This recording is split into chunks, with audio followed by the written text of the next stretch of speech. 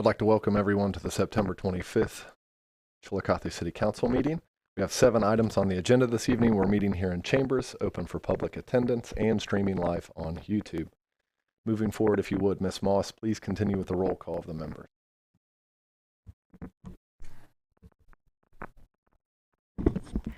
Thank you, President Geringer. Greg Phillips. Here. Payne. Nickerson. Here. Barnes. Here. Henderson. Here. Brown. Here. Preston. Here. Anthony Phillips. Here. Prohl. Do we have a motion to excuse Mr. Prohl from tonight's meeting? I have a motion by Mr. Brown, seconded by Mr. Barnes. Roll call on the motion to excuse Mr. Prohl. Greg Phillips. Yes. Payne. Yes. Nickerson. Yes. Barnes. Yes. Henderson. Yes. Brown. Yes. Preston. Yes. Anthony Phillips. Yes. The motion passed. At this time, would you please stand for the Pledge of Allegiance?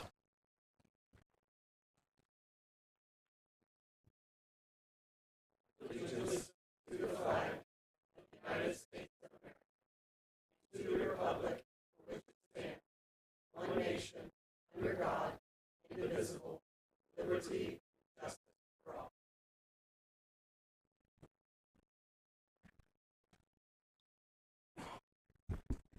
Thank you. The minutes of the previous meeting have been distributed for review. Do we have any additions or corrections to the minutes? And if not, do I have a motion to accept the minutes as they are? Motion by Ms. Payne, seconded by Mr. Brown. Roll call on the motion to accept the minutes.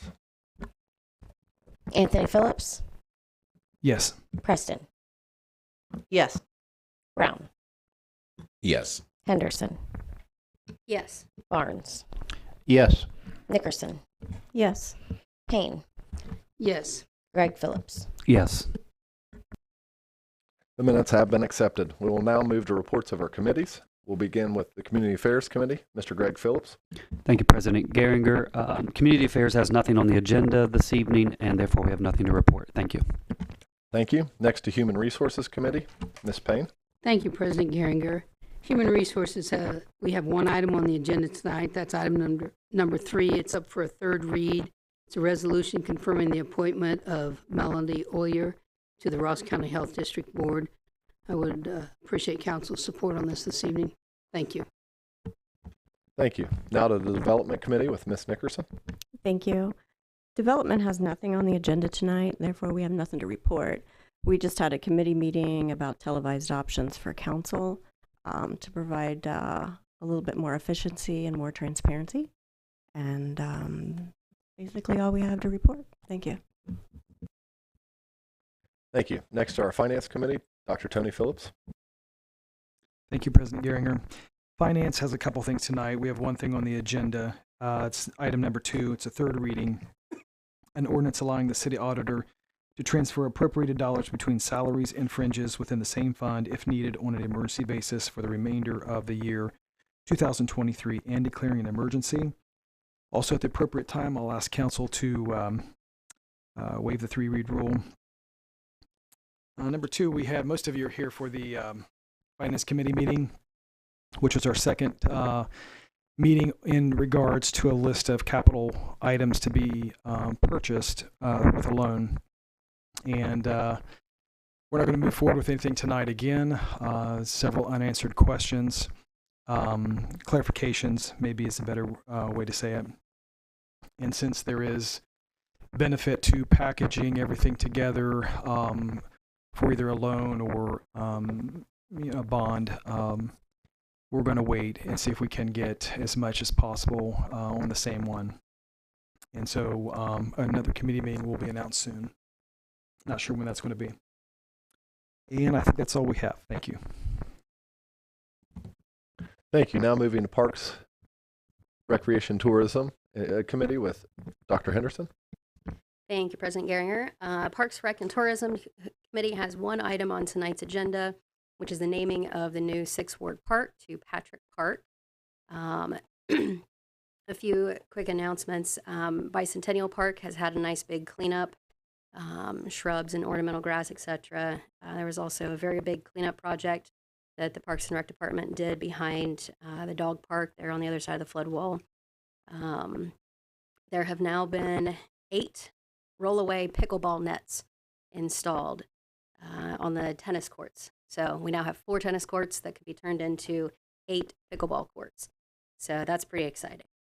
Oktoberfest has been moved to October 7th. The Mighty Children's Museum ice skating rink in the park is going to return this winter. And then I have a quick announcement as far as World Heritage goes. So for those who don't know, at 5:27 a.m. on Tuesday, September 19th, 2023, the Hopewell Ceremonial Earthworks was officially inscribed as a UNESCO World Heritage Site. There will be several celebrations going on here shortly. On October 8th at Fort Ancient, with a picnic starting at 6 o'clock. October 14th is the big celebration here in Chiillicothe at Mound City. Parking will be available at Unioto schools and buses to drive people over to the site. Speeches will begin at 1 p.m., including a keynote speech from Chief Glenna Wallace. And I believe the governor plans to attend as well. And then October 15th will be the celebration at Newark from 12 to 3. With that being said, I would like to introduce a special guest for tonight, Mr. Chris Alford, Superintendent for Hopewell Culture National Historic Park, to say a few words.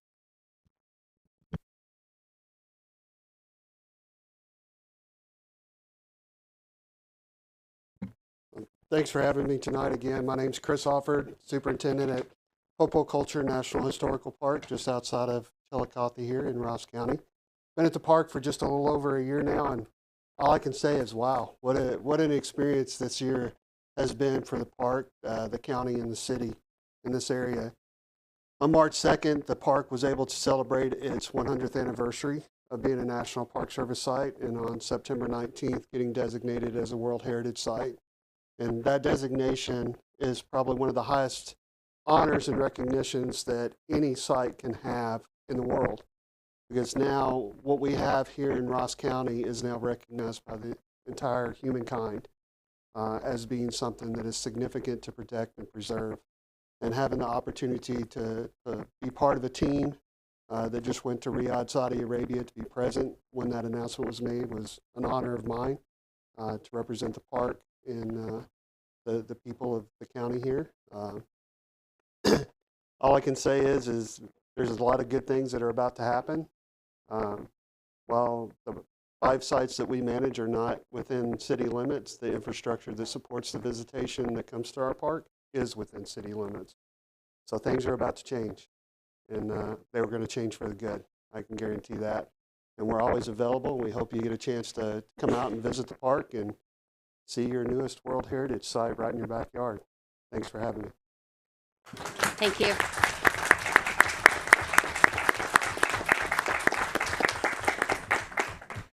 And that's all I have tonight. Next, the Safety Service and Transit Committees. Ms. Preston? Good evening.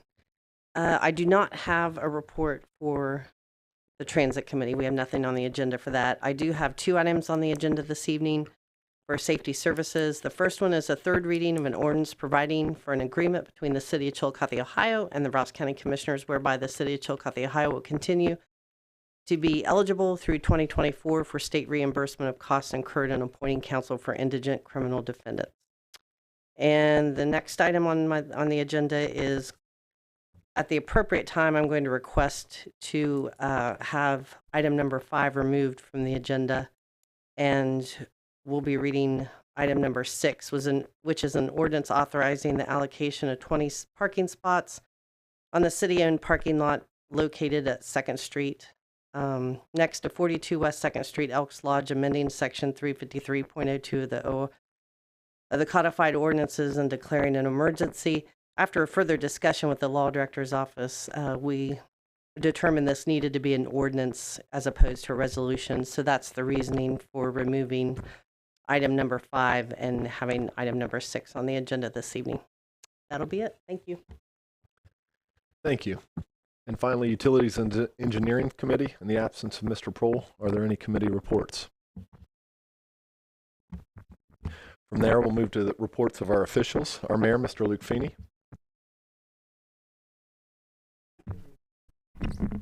Thank you, President Geringer. Touch on a couple items on the agenda tonight. In particular, ask for your support on item number 3. I believe Melanie Euler will be an excellent member of the Health District Board. And item number 4, the naming of the 6th Ward Park to be Patrick Park. We already have a tentative ribbon cutting date, so I'm hopeful that that goes through tonight. Councilman Phillips, Anthony Phillips, asked me earlier this week to comment on the ongoing conversations between the city and the county related to jail fees. I'm happy to do that. So I think at the last meeting I mentioned that I was meeting with representatives from the county, particularly the county commissioner and the county prosecutor. And I'll just summarize that conversation briefly for you, which is essentially what I relayed at the last meeting, but I guess I can go into a little more detail. So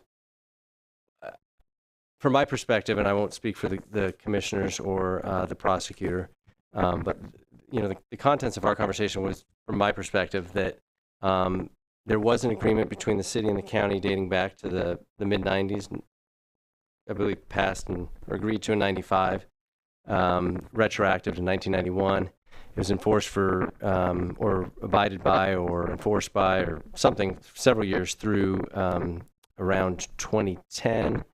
And since then, the city has not paid the county for jail occupancy.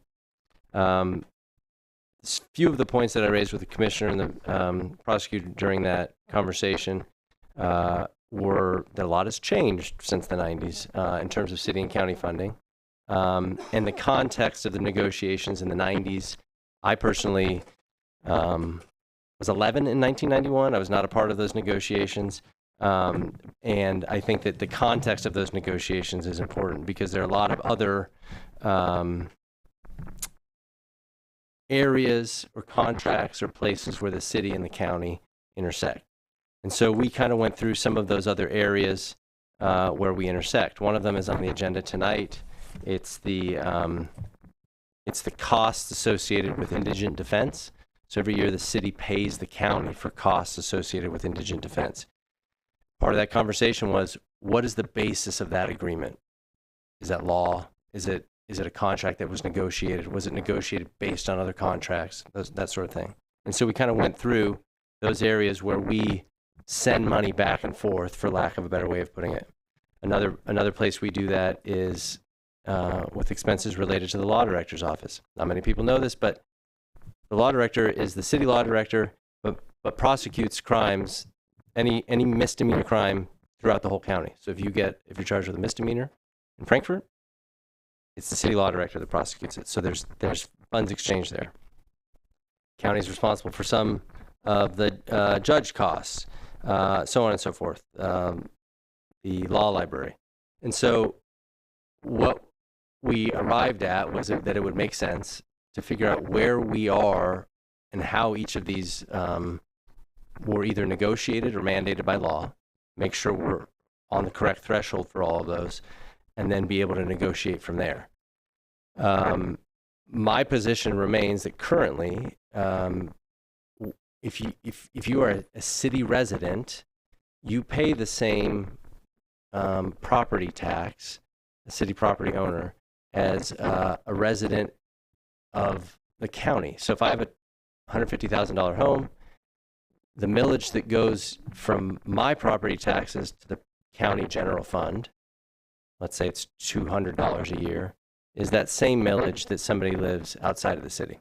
So the same money is going to the county general fund. And I took it a step further, and I think one of the points that is important to understand here is that if we agree to pay the county for anything. Or I won't even, I'll use a different example. If Crystal, if the Auditor Spetnagel negotiated a deal with somebody that brought in extra revenue to the city general fund, and she told that person, this will go to the Convention and Visitors Bureau. If it goes into the general fund, there's no law that says it has to go to the Convention and Visitors Bureau. Further, if we just pay the commissioners under agreement, the jail fee, we pay them over the jail fee, that really doesn't say anything about the sheriff's budget.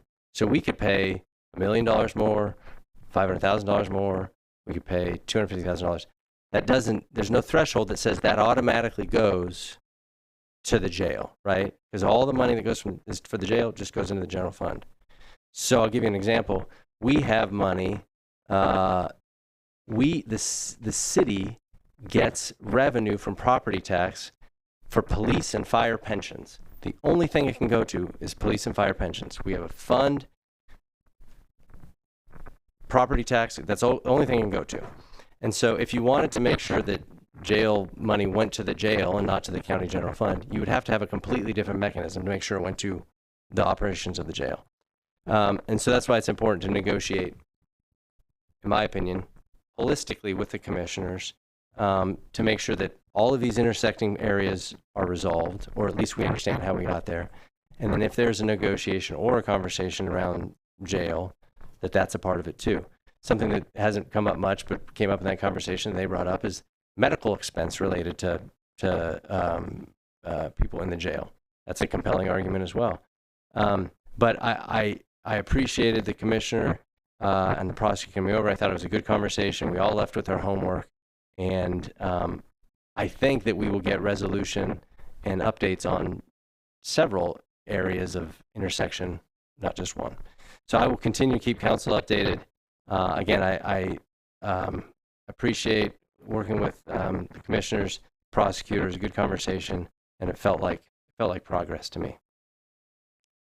And then I'll close my report with some sad news. As many of you probably know, Safety Service Director Jeff Carmen, his wife Denise, has battled cancer for many years. She actually had 2 bouts with it and was diagnosed again about 7 years ago. Things took a turn for the worse in recent weeks. Excuse me. She passed on Saturday. So please keep the Safety Service Director and his family in your prayers. That concludes my report.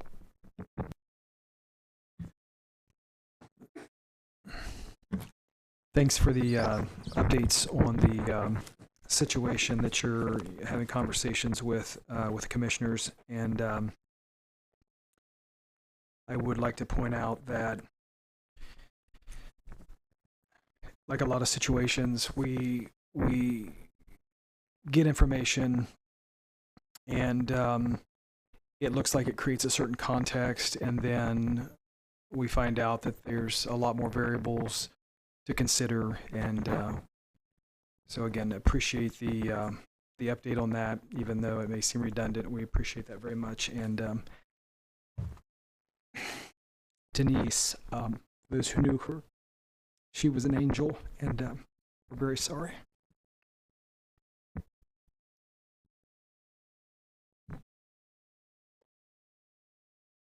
We'll now move to the auditor, Ms. Spetnagel.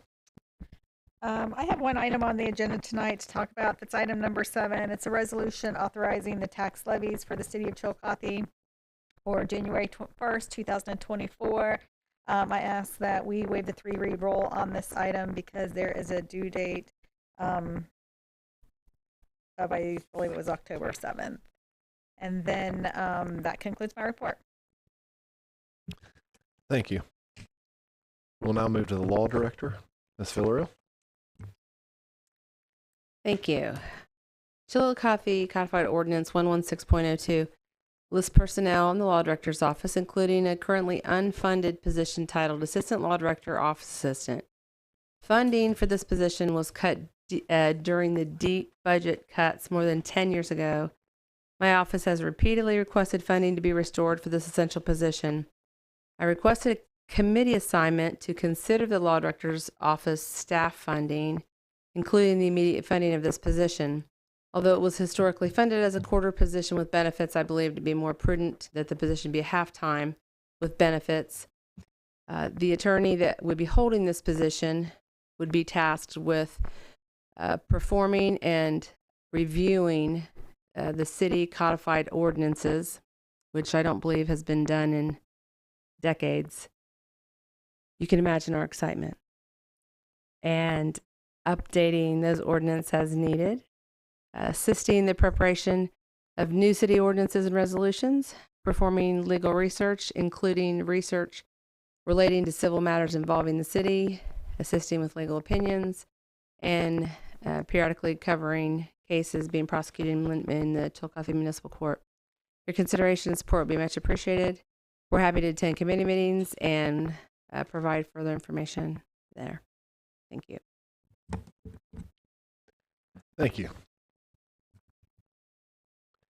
We'll now move to audience participation. Council Rule 22 does limit each speaker to a 5-minute presentation, total limitation of 15 minutes per any single subject. If you get to the point where you're getting close to 1 minute left, I will try to indicate to you to summarize your presentation. Anyone who wishes to speak, we do need, for our records, your name and address.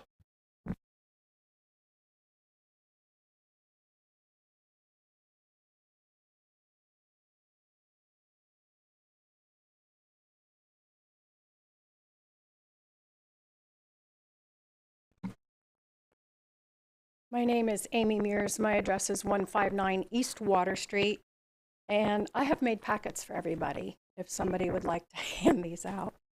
Thank you, Mrs. Payne. Well, 31 years ago, my husband and I bought our business/home at the address I just gave you, and we've invested highly into the area. We have a big concern that's happening at 154 Race Street. It is catty corner behind our property. Inside your packet is the property owner's name and tax records.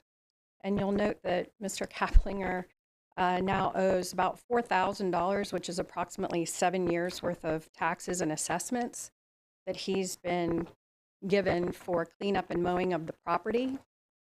I'm figuring I couldn't get away with waiting 7 years on my taxes. The property is being used as a drug flop house and a low rent brothel. Drug dealers are in and out of the property 24/7, as well as prostitutes. I've provided you with a list of the names that I've been able to gather of the prostitutes and the drug dealers and their mules. I believe there is an ordinance on the books that refutes people living in a shed on property. We now have multiple people living in a shed at the back of the property, which is powered by a 100-foot extension cord to run their AC and the lights that they have up there. There's also an attached storage room to the main house, which houses additional people.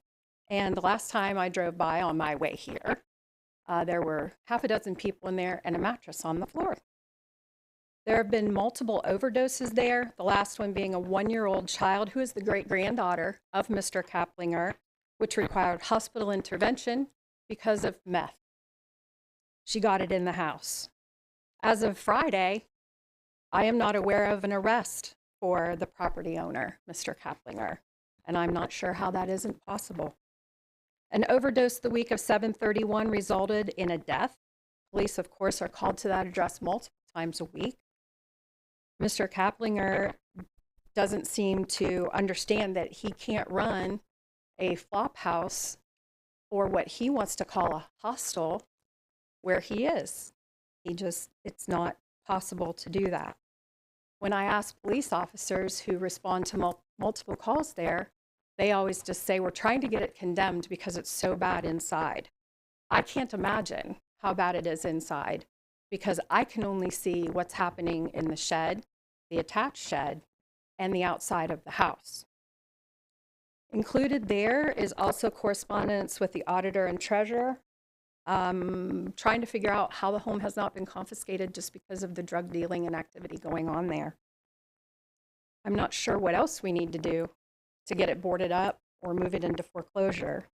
Over the course of the 18 months that this has been spiraling, I have reached out to Mayor Feeney's office multiple times. He did say that he would get the information to the appropriate department. We haven't seen anything happen there.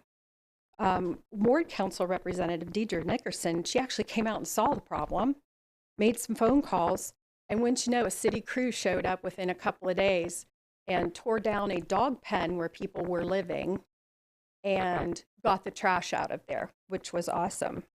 The sheriff's department, but unfortunately, since it's in the city, the sheriff's department can't do anything. Police chief, and no response. Nuisance officer, clear back when we had one, not sure if we still have one now. Engineer's office, Convention and Visitors Bureau, I even made a call there. Do you understand that after I made that call, within 36 hours, the second cleanup happened? I was amazed.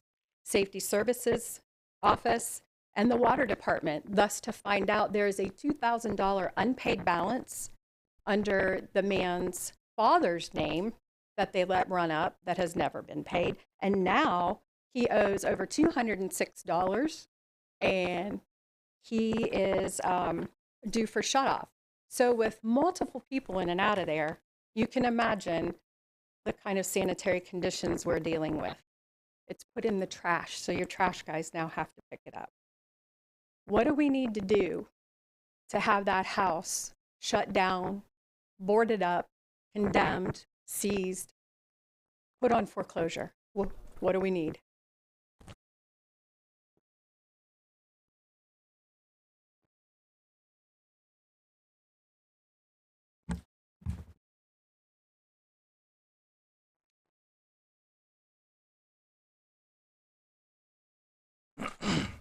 Good evening, Mayor, council members. I can attest to what this lady just said. My name is James Hollis. I live at 154 Race. I live directly across from this gentleman. It's not the man that I have the problem with, it's what he's got in that home I have the problem with. And everything she told you is true. I've got pictures on my other camera system. I did not develop them. If you need them, I can get them. But this stuff goes on late at night. They're out there in the alleys. I've had other neighbors call me, text me, ask me what's going on. I don't know what to say. I'm going to be living there 22 years. The last 5 to 6 years, it slowly degraded. But then, like this other lady said, within the last 18 months, it's gotten a lot worse. I see. I can sit in my kitchen. You could have one of your officers or detectives come over there and watch it all day long. But the thing is, when they come there, they never find anything. A lot of this is going on at night. And I'd like to see more, if you can. I know your officers are busy. I'd like to see more patrols in that alley. I mean, I know this is a problem citywide. I understand that. And something needs to be done. I'm serious. I try to keep my property decent. It's not a mansion, but I try to keep it decent. I pick up their garbage from against the house every day. It's ridiculous. And like she said, cars, I should say vehicles, because you never know what they're riding. But mostly here lately, it's been foot traffic and bicycles. But I'd like to see something done, please. Thank you. Do you mind if I give this to? Okay. Okay. All right. Thank you.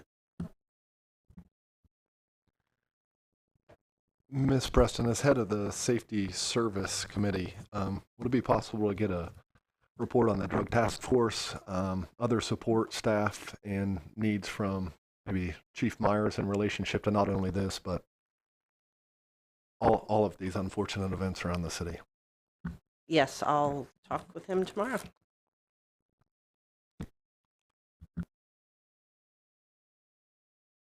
I know that they recently just added a detective back to the drug task force. They did not have anybody, and they currently, okay, yeah.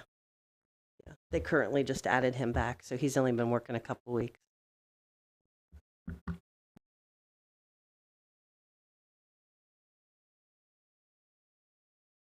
I also have handouts. Thank you very much.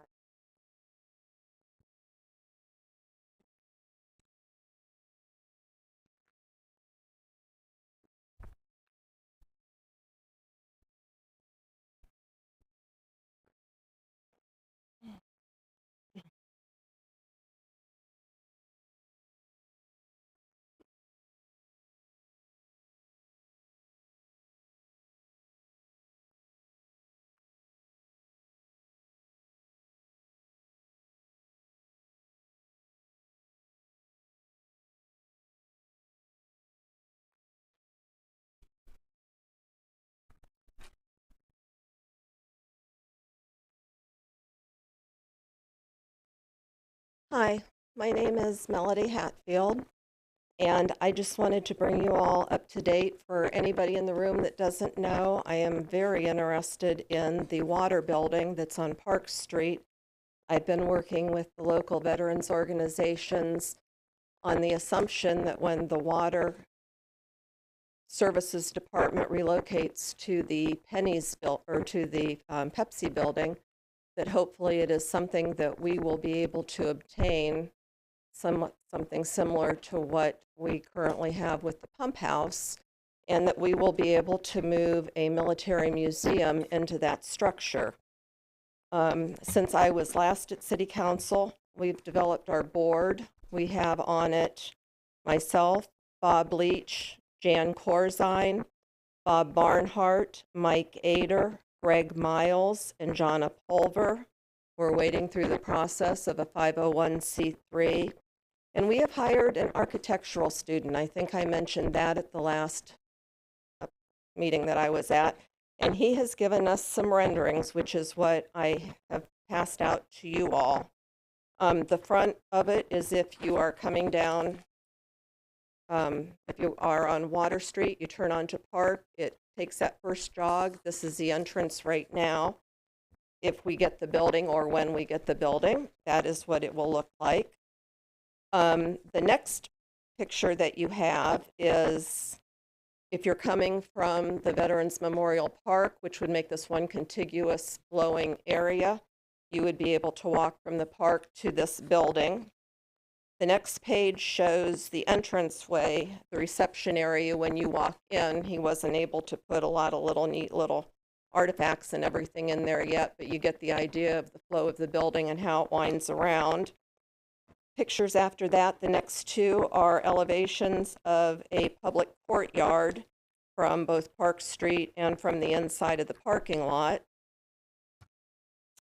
The next one is a large objects interior, and that is where I'm hoping that we will be able to house larger military items that we'll be able to engage with, kids will be able to engage with, and people will be able to go in and see them, sit in them, things of that nature. And then the very last one is the exterior of that, and it's got the overhead so that as people are walking down from one point to another, they won't be in the snow, rain, cold, wind blowing, whatever. So I wanted you to have that so you could have something in your mind that when Water Services vacates and moves to the Pepsi building, there is an ideal purpose for that building. One of the reasons that it would be ideal is because we have so many of our veterans and so many of deceased veterans' families that come to the park, and they see the names and they learn the story, and this will just be an extension of that. Beyond that, it will be a wonderful learning tool for schools. I can envision schools having field trips to this museum once we get it up and running, and I think that is a very good thing because they don't always get to learn things like that, and they don't always have a hands-on, which would be an excellent addition to a school curriculum. We have been looking at funding sources, and as a preliminary, just preliminarily, we've identified over 20 different grant monies that we would be eligible for. many of them on a recurring basis that could help subsidize this. But in addition to this, and Bob Leach said I need to say this correctly, veterans organizations in town are currently exploring the possibility of committing a small percentage of their charitable gaming revenue to the Chiillicothe Ross Military Museum. With that, and if multiple veterans organizations do that, we will have a steady stream that will help ensure the viability of this so it won't go by the wayside. And I also wanted to just say that in addition to recognizing and honoring our military, this museum will complement the other organizations of this kind in the community, whether it be the Historical Society, who firmly stands behind us in this, by the way, Adena Mansion and Gardens, the Mace House, the Railroad Museum, the Lucy Webb Hayes Heritage Center, the Hopewell Culture National Historic Park, and it's going to be another place for people to come to Chiillicothe and to visit. And with the UNESCO designation, the World Heritage designation, wow, that is huge. And when all those people come in for that, they will have another source to entertain them while they are here. I really appreciate your time. I seriously hope that you'll continue to maybe have these discussions, and I appreciate it. Thank you so very much.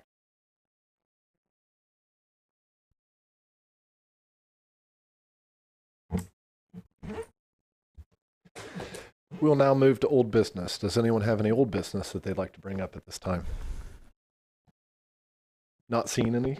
President Geringer, Yes. I do have one item of old business. I would like to make a motion to remove item number 5 from the agenda this evening. Motion by Ms. Preston to remove item number 5, seconded by Mr. Brown. Roll call on the motion.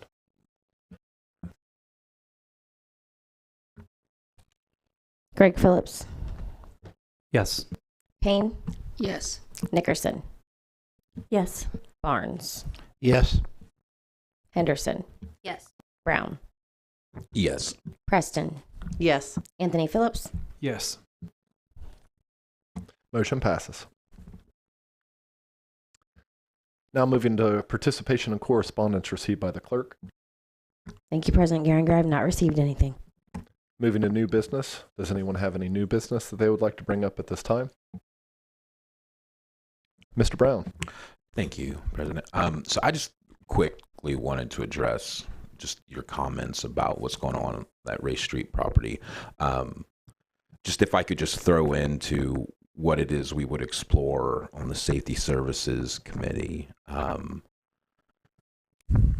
I want to first say, as the rep for the 6th Ward on the East End, I hope you sincerely believe me when I say I deeply empathize with the struggle in terms of basic nuisance, but then also these other more systemic issues involving drugs and other nefarious things. But what I would ask in addition to that conversation is exploring investing in more robust mental health services, behavioral health services, and case management resources. From what I'm seeing, it looks like, according to what you've all presented, it's obvious Mr. Kaplinger has taken advantage of a situation where he's been easily able to manipulate some addicted folks and some houseless folks. So I'm with you on that call to hold those individuals responsible, especially if we're talking about human trafficking and drug distribution. But in a broader sense, those folks, the folks who are empowering Mr. Kaplinger, we shut that house down. They're going to go somewhere else. And so I think we need to widen the net of what our solutions are, in addition to law enforcement and conversations about the criminal measures. I think just in the sense, I'm just from my background, I serve homeless and runaway youth, and these problems start early, and they folks carry them with them. So I hope that when we have this conversation about dealing with these public health issues, these nuisance issues, that we're looking at the totality of the situation. But I do feel the frustration, because I have those same experiences in my backyard too. So I just wanted to leave y'all with that.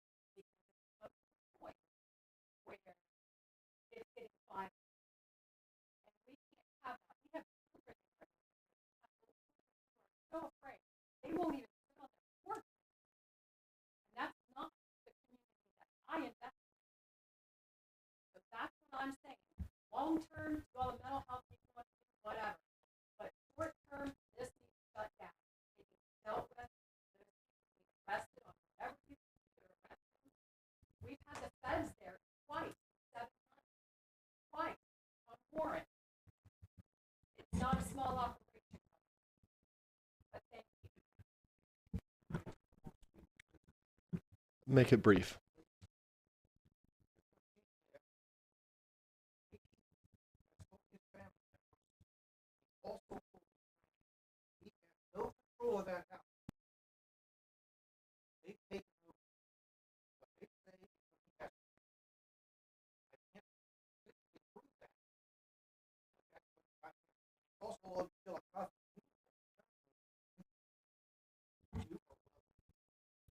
Thank you, sir.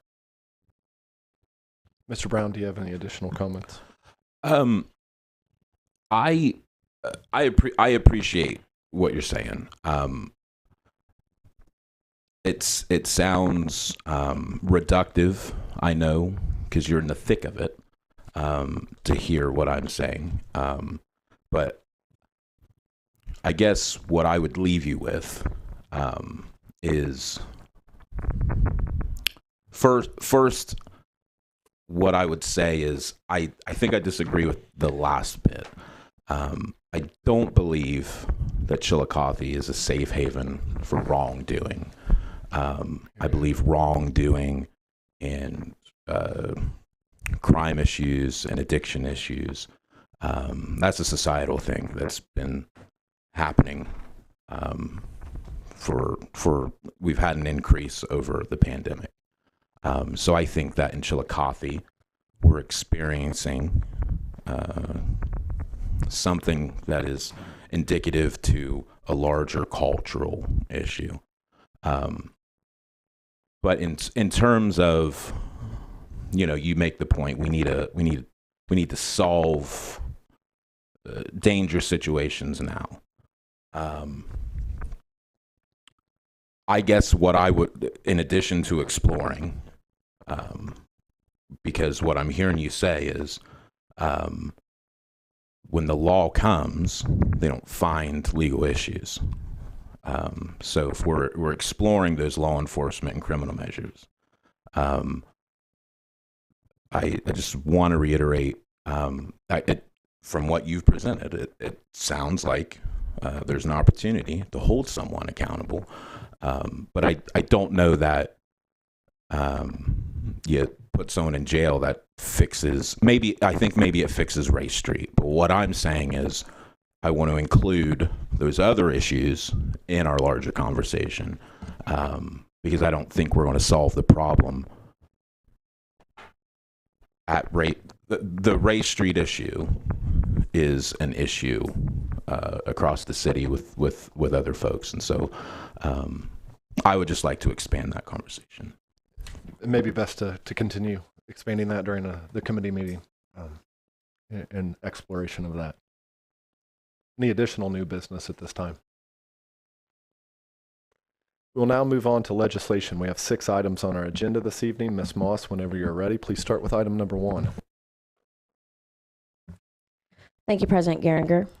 Item number 1 is the third reading of an ordinance providing for an agreement between the City of Chiillicothe, Ohio, and the Ross County Commissioners, whereby the City of Chiillicothe, Ohio, will continue to be eligible through 2024 for state reimbursement of costs incurred in appointing counsels for indigent criminal defendants. Roll call on that ordinance. Greg Phillips, Yes. Payne, Yes. Nickerson, Yes. Barnes, Yes. Henderson, Yes. Brown, Yes. Preston, Yes. Anthony Phillips. Yes. The ordinance passes. Item number 2.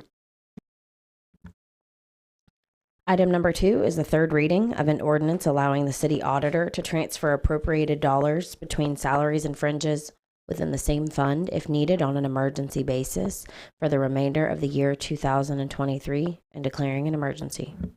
Roll call on that ordinance. Greg Phillips, Yes. Payne, Yes. Nickerson, Yes. Barnes, Yes. Henderson, No. Brown, Yes. Preston, Yes. Anthony Phillips. Yes. The ordinance passes. Item number 3. Item number 3 is the third reading of a resolution confirming the appointment of Melanie Euler to the Ross County Health District Board. Roll call on the resolution. Greg Phillips, Yes. Payne, Yes. Nickerson, Yes. Barnes, Yes. Henderson, Yes. Brown, Yes.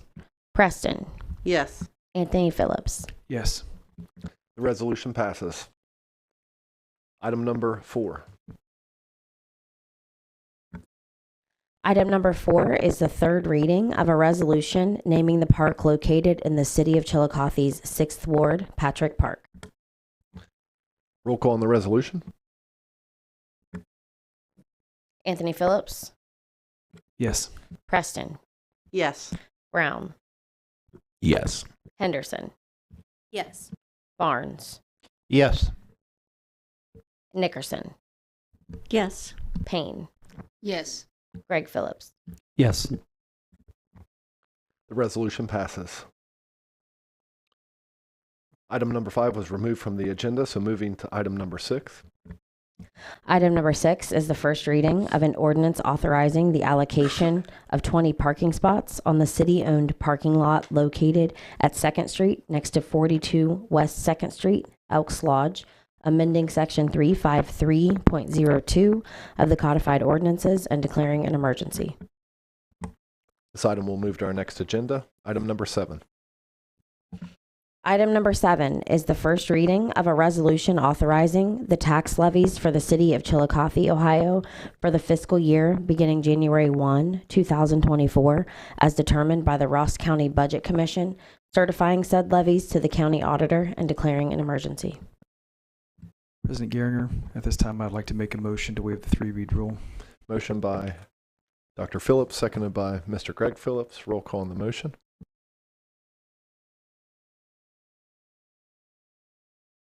Greg Phillips, Yes. Payne, Yes. Nickerson, Yes. Barnes, Yes. Henderson, Yes. Brown, Yes.